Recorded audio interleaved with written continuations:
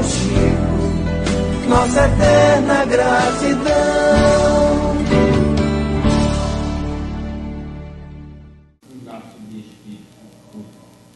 Hoje nós temos aqui Raí, que vai falar para nós.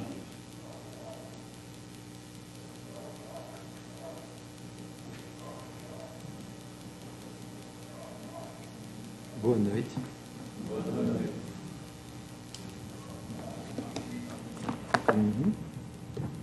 Bom, antes de mais nada, agradecer a presença de todos vocês e pedir uma paciênciazinha que a mente do ansioso é de fato uma coisa incrível. Faz mais de um mês que eu venho tentando preparar essa palestra, começo a fazer slide, paro, baixei um programa que o Wilson me passou, apanhei dele, termino chegando aqui com um rascunho. Mas, então, quando me foi dada essa oportunidade, na hora da escolha de um tema, eu pincelei os temas que eu achei que poderiam ser vantajosos de trazer aqui nessa noite e cheguei à conclusão que todos eles eu já estive nesses bancos, assistindo uma palestra belíssima sobre eles e que mesmo assim eles não me impediram de errar de novo naquilo que eu vi lá. Não vou puxar a sardinha só para o espiritismo, mas seja numa missa, seja num culto, no momento de oração ou quando a gente lê alguma coisa engrandecedora, a gente chega àquela conclusão de que, de fato, entendemos alguma coisa e assimilamos aquilo ali, dá aquela sensação de que, nossa, nisso eu não erro mais.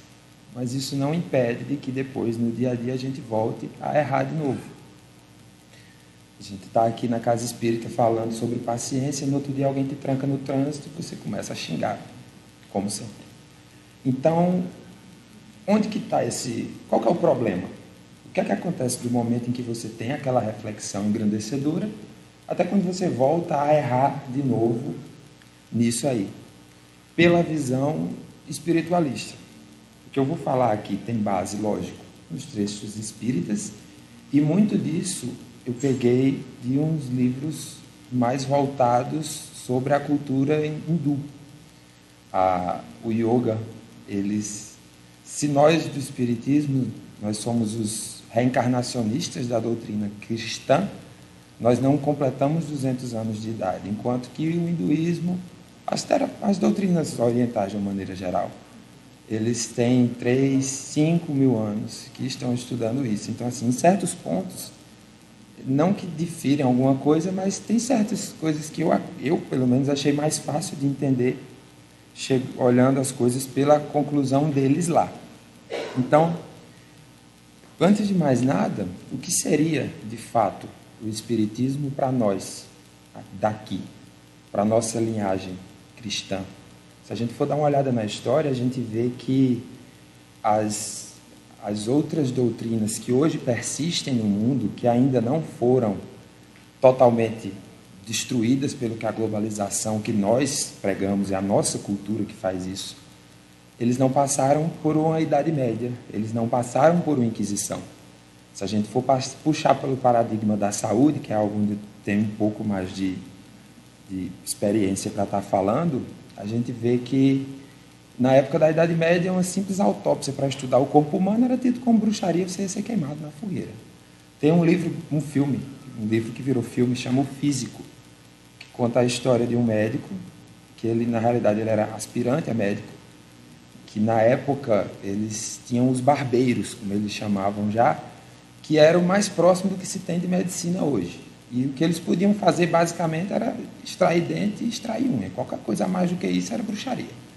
E ele, com aquela sina, aquele interesse de conhecer a medicina, ele entra numa cruzada para ir parar na Pérsia, que soube que lá tinha já um hospital com um grande médico trabalhando, estudioso por lá. É bem interessante, eu recomendo o filme. Então, imagina que a gente, nós, da doutrina que vem, a cultura que vem descendente de Roma e que dominou o mundo, é interessante refletir sobre isso porque a cultura mais materialista foi a que dominou o mundo material. quando chegou-se aqui na América com pólvora, com fogo, né, com a arma de fogo, os índios americanos, principalmente os da América do Norte, eles já tinham um conhecimento de espiritualidade magnífico, os xamânicos. Eles já faziam muita coisa que hoje a gente está começando a acordar para isso agora, inclusive no tocante a tratamentos espirituais. Mas o mundo material foi dominado pela cultura que mais queria o mundo material para si, né? Então, hoje a gente está vivendo uma época de quebra de tabus.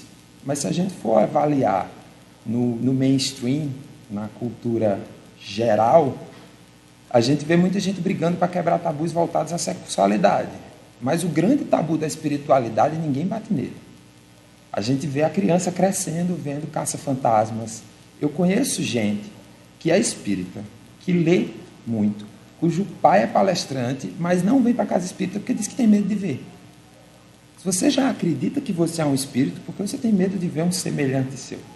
Algum igual a você? Não faz sentido nenhum.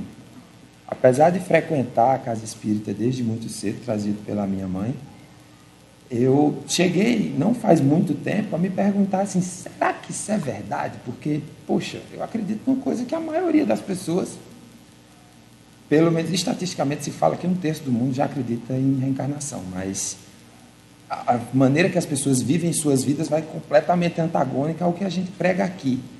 Aí depois eu pensei, poxa, se isso for mentira, não só eu, como a maioria das pessoas que eu amo muito, quero muito bem, tem que ser todo mundo completamente maluco, pelo que nós já achamos que já vivemos diante disso tudo. Então, o que seria de fato o espiritismo para essa nossa cultura? Os textos colocam que Moisés ele veio trazendo o que não fazer. É igual quando você educa uma criança. Você não vai chegar para uma criança de 1 ano e meio e vai dizer assim, ó, você não põe a mão no chão e põe na boca depois, porque bactérias vão colonizar o seu intestino. Ela não vai entender. Você primeiro diz o que ela não deve fazer. Depois você, com o seu exemplo, você mostra a ela o que ela deve fazer de fato. Foi a vinda de Jesus. Veio mostrar uma vida de amor, veio nos trazer essa lição. Mas quando Jesus veio, a gente ainda não fazia nem o que Moisés mandou. Hoje, com o advento da doutrina espírita, que para nós ela traria uma fé raciocinada, seria nessa evolução, comparando a humanidade terrena como uma criancinha, seria mostrar à criança o porquê fazer. Tirar aquela ideia de você foi bom, vai para o céu, você foi ruim, vai para o inferno, e nos trazer a hipótese de que estamos aqui para nos melhorarmos. E isso tudo chega a dar um sentido novo para a coisa, porque é até engraçado, porque você está conversando com as pessoas e quando você diz que é espírita, a primeira coisa a pessoa começa a contar, não, porque minha avó morreu, meu primo chora, você já viu alguma coisa? E, de fato, se você for parar para avaliar, não é acerca disso que o espiritismo discorre. Isso são, para mim, meras curiosidades. Terapia de vidas passadas, eu entendo que muita gente se beneficia, mas a própria espiritualidade fala que tem casos pontuais em que é funcionante, em que se deve ter acesso a isso. Eu não estou preocupado com o que eu fiz, eu estou preocupado com o meu plantio de hoje, a minha colheita do futuro. O que eu estou colhendo agora eu não posso mais mudar, mas eu posso mudar o que eu estou plantando agora. Então, olhando para isso, vocês imaginam o que Kardec passou decodificando as mensagens espíritas naquela época? Se hoje o tabu da espiritualidade ainda é tão forte, vocês imaginam o que ele não viveu, de que ele não foi chamado, chegando para um pessoal, pensa assim, imagina você chega para um pessoal que trabalha com marketing, aí você diz, ó, eu estou com os textos aqui, cara, essa coisa de que Deus vai dizer que a gente foi bom, vai para o céu, foi ruim, vai para o inferno, é balela. A gente tem a oportunidade de se melhorar, a gente tem essa visão toda nova que o Espiritismo traz, de fato, uma justiça divina na nossa vida, de que nós pagamos de fato pelo que nós fazemos, mas não com o intuito de um Deus que castiga, mas com uma lição que está aqui para ensinar. E ela cumpre o papel de ensinar. Aprendida a lição, a dor acaba.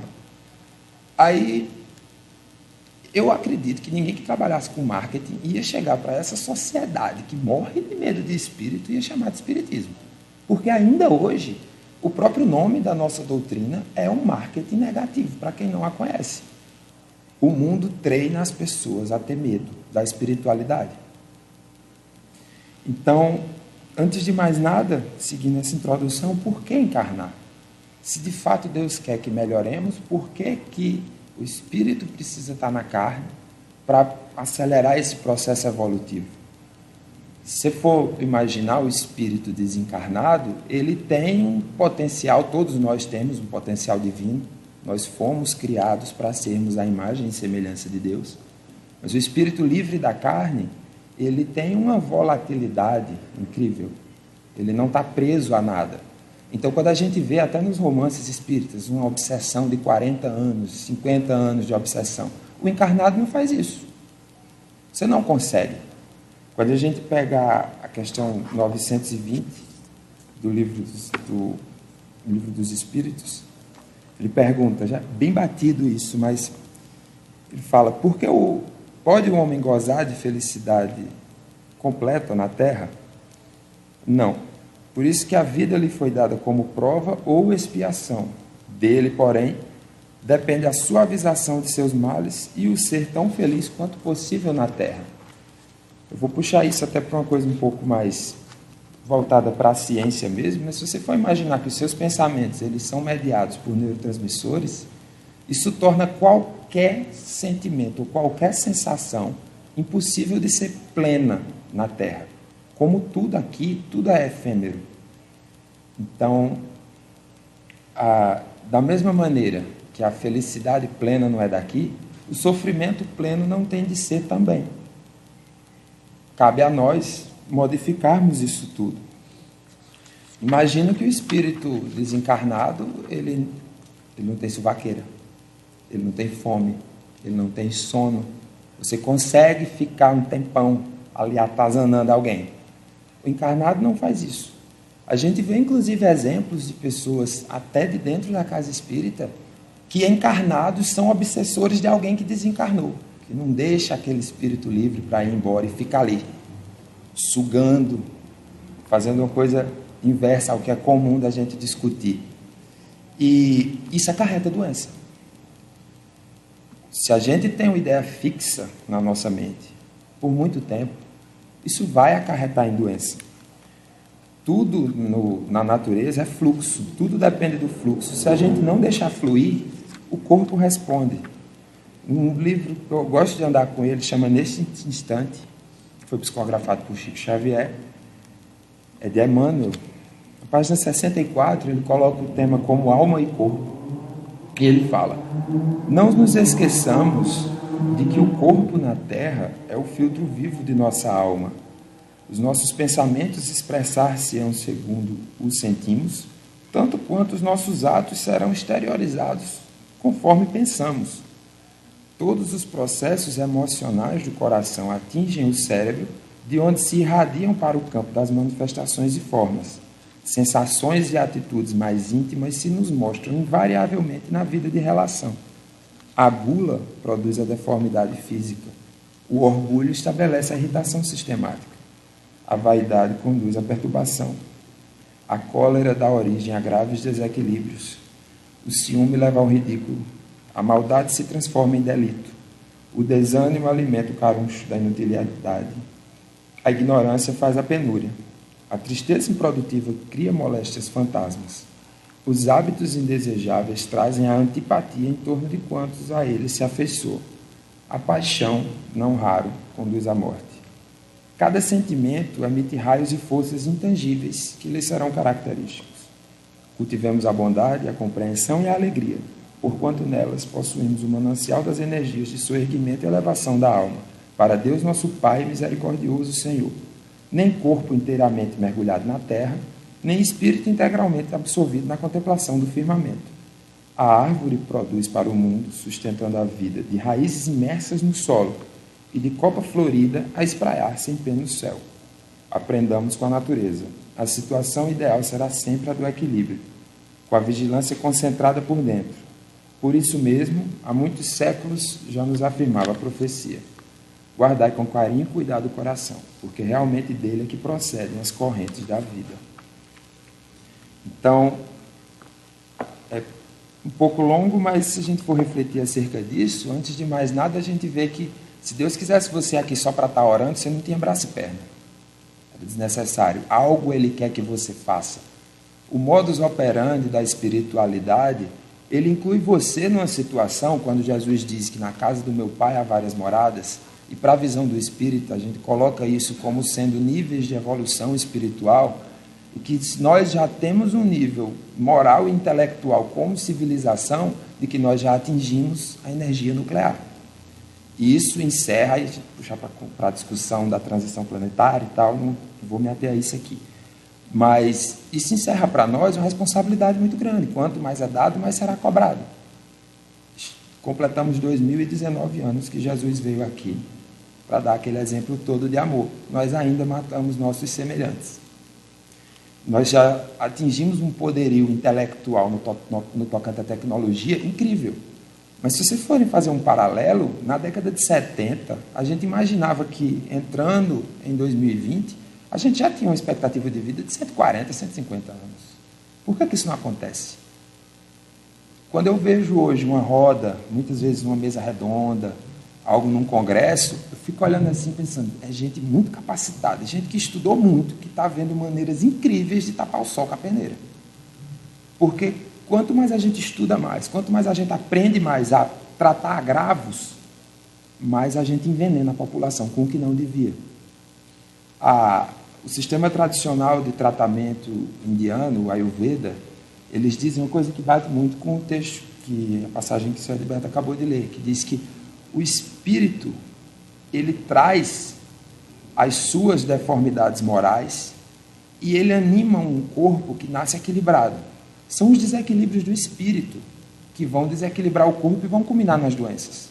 Puxando para aquele raciocínio que eu comecei minha fala aqui, do paralelo com a Idade Média, essas doutrinas não tiveram Idade Média. O que é que isso implica para nós? Onde é que eu estou querendo chegar?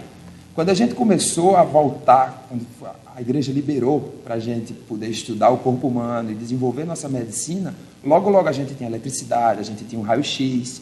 Então, muita coisa sutil, nós com nossos métodos arcaicos da época, avalia e diz assim, não, se no meu método isso aqui não funciona, não funciona. E descarta isso. Isso aconteceu com muitas coisas, aconteceu com a acupuntura, aconteceu com a homeopatia, aconteceu com muitos sistemas de tratamento que hoje nós estamos resgatando eles e correndo atrás daquilo tudo, correndo atrás do tempo perdido. Mas ainda assim a gente vive num mundo tal que, quando foi a última vez que alguém aqui teve uma dor de cabeça e se deu o direito ou teve tempo de se pôr num quarto escuro, sem som, tomar um copo d'água e refletir sobre o que está acontecendo com o seu corpo? O corpo é o filtro vivo da alma, né? Se eu tenho uma dor, se eu sinto algum desacerto no meu corpo, tem algo da minha alma que está querendo me falar. A gente não dá tempo de se escutar isso. Toma uma dipirona e volta para o serviço. O dia não dá para dar conta do que a gente tem para fazer com 24 horas. Se tivesse 48, também não ia dar, porque a gente ia botar mais serviço para cima e não ia resolver do mesmo jeito. Voltamos a tapar o sol com a peneira. É essa sina que a sociedade nos ensina a ter, por vencer na vida, que a gente esquece de vencer na morte. E se acreditamos em reencarnação, a vida é um piscar de olhos. Se acreditamos em eternidade, até para quem não acredita em reencarnar, mas acredita que somos espíritos imortais vivendo essa situação aqui, é mais interessante vencer na morte que vencer na vida. Faz muito mais sentido. Então, voltando àquela ideia de Kardec, imaginem que de Kardec para cá, a visão espírita, ela não está mais. Nós não ficamos brigando, nem provocando guerras, acerca de um texto que foi escrito há um tempão. O contato entre nós e a espiritualidade, ele é constante. Todo dia tem novos textos chegando, tem psicografias. A gente não tem mais desculpa para não fazer isso, para não chegar lá, para não pôr em prática as grandezas eternas que nós já carregamos dentro de nós. Eu vi uma frase uma vez que mudou minha vida, que dizia assim: se porte como o espírito de luz que você já tem capacidade de ser. Faça, E, de fato, se a gente for puxar para um paradigma mais prático, toda e qualquer discussão que a gente for ter do âmbito religioso, do âmbito doutrinário, a gente vai discutir a Bíblia, suas passagens lindas, mas dava para a gente resumir tudo em amar o próximo como a ti mesmo e a Deus sobre todas as coisas. Se a gente fizesse isso, a gente não precisava discutir mais nada. Se toda situação que a vida te apresentar, você pensar assim, como nessa situação eu posso amar o próximo, a mim também e a Deus mais que isso tudo, você tira de letra. A consciência fala com você, explica o que é isso para você. E aí a gente toca num ponto interessante, a consciência. A consciência é algo que amigos meus que são ateístas, eles não discordam que a consciência existe. E o que seria a consciência? Isso foi, depois até que o livro está aqui, se vocês quiserem dar uma olhada, se chama Uma Visão Ayurvédica da Mente, a cura da consciência. Ele pega bases do pensamento dos yogis, o pensamento básico do yoga, e aplica um pouco na psicologia, mas de uma maneira bem superficial na psicologia, mas traz algumas ideias que para mim são bem práticas. Ele diz o seguinte: se o espírito anima o corpo, como que é essa ponte? Como é que o espírito está fazendo esse corpo agir? O corpo humano, ele leva informações para o seu sistema nervoso central mediante os estímulos que os sentidos nos trazem, o tato, a audição, o olfato. E a mente é quem tem essa responsabilidade de pegar o que chega de informação dos sentidos, computar com o que a gente tem de informação já guardada na nossa psique, no nosso espírito de fato, e trazer uma resposta. Isso acontece até nos animais. Só que essa resposta dos animais é uma resposta pouco ou não raciocinada. Nós já vencemos isso. Nós estamos vencendo isso. Então, aí, para mim, volta a resposta daquela primeira pergunta lá. Em muitas situações, por que é que a gente volta a errar? Do mesmo jeito que um cachorro está indo em direção a um osso, você bota a mão, o pensamento é o seguinte: aquilo é meu, aquilo eu quero. A pessoa está me impedindo, eu vou morder. Se eu estou na minha faixa, é minha faixa, é o meu caminho para frente. Alguém entrou na minha frente, eu vou ter que pisar no freio. Eu vou sair xingando, eu vou apertar a buzina. Então, são pensamentos animalizados. Nós somos espíritos imortais, lutando para sermos espíritos de luz, mas animamos um corpo de um animal. Se a gente for pôr na linha do tempo, desde quando houve vida na Terra, até quando a humanidade começou a ser essa humanidade que a gente acha que conhece, é isso aqui diante de uma linha do tempo enorme. E nós somos muito jovens ainda. O macaco, um dia desse, ainda andava... animamos o macaco que ficou em pé, mas nós não somos só isso. Mas se você parar para pensar, a humanidade terrena, um dia desse, a Terra era plana e o mundo rodava... tudo no universo rodava ao redor da gente. Inclusive, hoje tem um movimento grande na internet, se vocês forem pesquisar, dos terraplanistas. O pessoal falando que existe um domo e tal, está se voltando isso.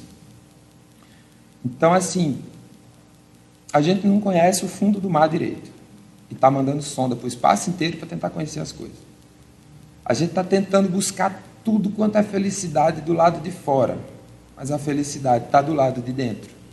A explicação que a visão de quem pratica meditação chega a isso é dizer que se eu sou o espírito, aqui está meu corpo, e a mente é quem faz essa ponte, a mente ela pode ser voltada, a sua atenção, aos estímulos que os sentidos trazem e buscar felicidade por meio desses estímulos, né? Se eu quero andar num carro possante, o banco é gostoso, a direção é boa de apertar, eu gosto de apertar o acelerador e sentir aquela coisa colando nas minhas costas. Uma mulher bonita, o que quer que seja. São prazeres que vêm por meio dos sentidos. Todos eles são efêmeros. Então, onde é que eu iria angariar? Para mim, felicidade plena, como pergunta na questão. Pegando essa mente, afastando ela do que os sentidos trazem e fazendo com que ela consiga se voltar para o que a consciência fala. Os mesmos textos citam que nesse mesmo paradigma do que seria para nós a mente em relação ao nosso corpo, espírito, mente e corpo, seria a mente de Deus no momento da criação em paralelo com a consciência de todo mundo. A consciência universal não é a minha consciência, a sua consciência ou a sua consciência, é a consciência universal. Não existe evolução. Quantas vezes a gente não vê nos textos um espírito que evoluiu muito, que já está no plano astral, em condições de estar em estágios mais evolutivos, mas ele está sentindo aquela família dele no planeta de provas e expiações, passando por poucas e boas, ele não consegue evoluir. Só chegaremos lá quando todos chegarmos lá. Então eu vejo muita gente discutindo transição planetária para cá, transição planetária para lá. Eu penso assim, imagina uma escola que tem um garoto que já não é mais nem garoto, faz 40 anos que ele está ali reprovando o 9º ano, era a 8ª série, agora chama 9º ano, né? Aí a diretora chega e fala assim, ano que vem só tem ensino médio, se você não passar de ano agora, você vai ter que ir para outra escola. Aí você acha que esse tipo de aluno ele vai começar a estudar agora por apreço à escola? Não vai. Então, a gente tem que procurar nos melhorarmos, lógico, mas precisamos lutar pela melhoria de todo mundo. Cadê o espírita brigando para quebrar esse tabu? Muitas vezes a gente chega numa roda, a gente evita falar que é espírita, porque o povo vai perguntar, vai de branco, tem tambor, tem isso, tem aquilo. Ou vem contar uma história gigante, que alguém que morreu, alguém da família ficou chorando, aí disse que viu e parou de chorar. Diante dessa visão de que estamos aqui para nos melhorarmos, que temos oportunidade de crescermos, para quem estuda, isso é curiosidade. Isso são curiosidades. É importante, é interessante, mas de que é que muda na prática o que você tem que fazer perante os seus irmãos e perante o firmamento? Se você consegue juntar suas mãozinhas e pedir que alguém ilumine você, porque eu não acredito em Deus botar na mão dele diretamente. A gente sabe que na visão, como eu falei, do modus operandi, de como a espiritualidade funciona, não é Deus que põe a mão. Se Deus quiser, se Deus me abençoar, aí quer dizer que ele abençoa a mim e a tu não. O meu Deus é diferente do teu, o meu Deus é melhor para mim, ele gosta mais de mim, ele gosta mais do outro. Minha vida é ruim porque Deus quis assim. Ele não gosta de mim, ele gosta do outro. É se você merecer. E a pessoa que vos fala muito se Deus quiser. Fala muito se Deus permitir. Não vou desconsiderar que, lógico, existe toda um aparato de permissão para tudo que acontece aqui. Mas sabemos que, de fato, a ajuda que chegou até você é a redenção de um outro que está te ajudando. Então, se você ora a belíssima oração da prece de Cáritas e você pede a ajuda daquele espírito iluminado, pode ter certeza que para ela, na visão dela, tem outros que ela vê como mais avançados que ela nessa senda evolutiva. Da mesma forma que você já está em condição de ajudar muita gente. Aí você cola um adesivo no carro que diz fora da caridade não há salvação e você está fazendo caridade?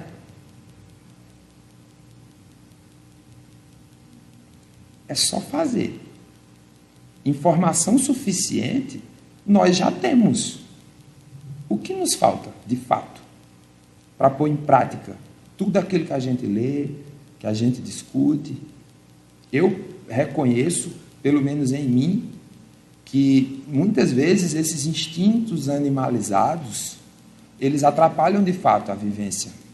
Até o pessoal que estuda hipnose, programação neurolinguística, eles dizem que o pensamento de raciocínio racional são 7% do que existe de pensamento de fato correndo no seu cérebro. O que a gente tem como consciente é muito pouco diante do subconsciente e do inconsciente. O que seu corpo trabalha, você não está pensando, você comeu, você não fica pensando, não, eu vou digerir o alimento agora. Isso acontece automaticamente para seu corpo. Mas tem algo fazendo isso, é tua mente. Mas a gente não é ensinado a lidar com ela. É como se, imagina um carro. A pessoa não sabe apertar na direção, não sabe apertar no freio, não mexe no volante, não sabe passar marcha. Ela não tem a menor ideia do que fazer ali no banco. Para onde ela vai é problema. É o que faz com a gente aqui na Terra. Você não aprendeu a lidar com o seu corpo, você não aprendeu a lidar com a sua mente, te solta no meio do mundo e você... O que é que eu faço agora? Mas existe formação de opinião, existem estudos suficientes para a gente buscar por isso. Eu sofri muito com insônia. Muito, muito mesmo. Comecei a estudar sobre, cheguei à conclusão de que toda vez que eu chego para alguém que eu digo eu tenho insônia, eu tenho insônia, eu tenho insônia, eu tenho insônia, quando eu chego em casa de noite para dormir, que eu boto a cabeça no travesseiro, meu corpo obedece. Eu passei o dia dizendo, eu passei o dia mandando. Cheguei a tomar medicação prescrita pelo psiquiatra para minha insônia. Deixei tudo. O começo foi bem difícil. Comecei a trabalhar com auto-hipnose. Uns vídeos do YouTube, uma coisa bem básica mesmo. Mudou minha vida. Hoje, quando eu quero dormir, até porque na época eu não trabalhava, eu acho que era muito falta de cansaço também. Hoje a ideia é tentar ficar acordado enquanto se está forçando a dormir. Então, eu acho interessante isso, que é para a gente ter uma visão mais pragmática do universo, de como a coisa funciona. A ideia de pensar que se uma ajuda chegou até você, Deus botou a mão, beleza. Mas por intermédio de alguém que está conquistando a sua redenção em te ajudar. Da mesma forma que você pode ajudar mais alguém. Mas se um problema chegou até você, antes de mais nada, se ele chegou é porque você merece. Não com o intuito de te castigar, mas tem algo disso que você tem que aprender, de fato. Mas meu chefe não presta. Meu chefe é um saco. Mas se ele está ali, sendo essa pedrinha no teu sapato, há uma permissão para isso. Há algo que você precisa tirar disso. Enquanto você não aprender, você pode até sair desse emprego, você pode até conquistar um melhor. Se você não aprendeu a lição, vem outro lado da tua vida e o problema volta. Em outra situação, uma coisa que você não pode nem ligar os pontos. Mas se não aprender a lição, o problema não vai sair dali. Da mesma forma que a gente agradece quando a bênção chega, agradeçamos mais ainda quando o problema vem. Porque é nas lições que aprendemos. Se a gente quer crescer nesse ponto de vista evolutivo que a espiritualidade nos traz, os problemas, eles são, de fato, a raiz desse crescimento. É nas relações interpessoais, nos choques que acontecem no dia a dia, nos conflitos que nós temos com os nossos irmãos, principalmente os que estão dentro da mesma casa que nós, não estão lá por acaso. São nesses conflitos que nós podemos tirar as lições para que nós aprendamos, para que nós cresçamos. E se não faz isso, continua por aqui. Continua por aqui, continua sofrendo, continua passando por poucas e boas. E não é isso que ninguém quer, né? Até teve uma coisa engraçada uma vez, que uma amiga minha contando os problemas da vida dela, e fica aquela coisinha, né, falando no seu ouvido, dizendo, manda na casa espírita, que isso é espiritual, fala com ela, fala com ela, fala com ela. Eu falei, você podia procurar um centro espírita, tá? Tem um na minha rua, eu vivo passando por lá, nunca tenho coragem de entrar. Eu disse, vai lá que vai ser bom para você. Ela foi, quando chegou em casa, ligou para mim na mesma hora. Estou realizada, eu me encontrei, entendi a palestra, gostei demais. Eu acho, inclusive, que na próxima eu já não encarno mais aqui. Eu disse, nossa Senhora! É uma evolução na velocidade do plano Vargas, né? 50 anos em 5, nada contra, espero que ela consiga, mas é difícil. É difícil pra caramba. Eu queria deixar, chegando no final, eu queria deixar aqui, se algo do que foi conversado vai ficar, eu queria deixar uma ideia de um exercício que eu tenho praticado e tem mudado minha vida. Antes de dormir, quando acorda, vamos fazer escolha, 3, 5, quantas forem. Afirmações positivas. Minha família é maravilhosa, mesmo que no dia você esteja achando que não seja. Meu carro é muito bom, ele me leva para o trabalho. Mas é velho, mas é bom, me leva para o trabalho. O meu chefe é bacana, se não for, fale mais ainda, fale nele todo dia. A gente já sabe que o que a gente pensa, ainda mais o que a gente fala, a gente projeta no plano astral. Nada do que passou pela sua cabeça ficou despercebido para a espiritualidade. Então, assim, não, eu surtei, mas eu não desci do salto. Eu me controlei. Beleza, é um avanço. Você não quebrou nada, você não bateu em ninguém, já melhorou muita coisa. Mas se você pudesse ver o que foi gerado para o lado de lá, diante daquilo que você estava sentindo dentro de você, como fala na passagenzinha, né? Que ele passa do coração para a mente, e do cérebro ele espalha para o plano astral. Você sentiria vergonha do que você está deixando por lá. São estágios de evolução. E se a gente está aqui, não é por acaso. Temos que crescer, temos que se melhorar. Uma falácia horrível é quando a gente acha que já está bom demais, que não tem de que melhorar. Aí é estagnação total e completa. Como eu tenho mais um pouquinho de tempo, eu vou ler uma passagem aqui, eu acho bem interessante, com relação àquela questão da mente. Desse livro baseado no yoga que eu citei para vocês. Que ele fala assim: uma experiência prática com a mente. Examine você mesmo a natureza da sua mente.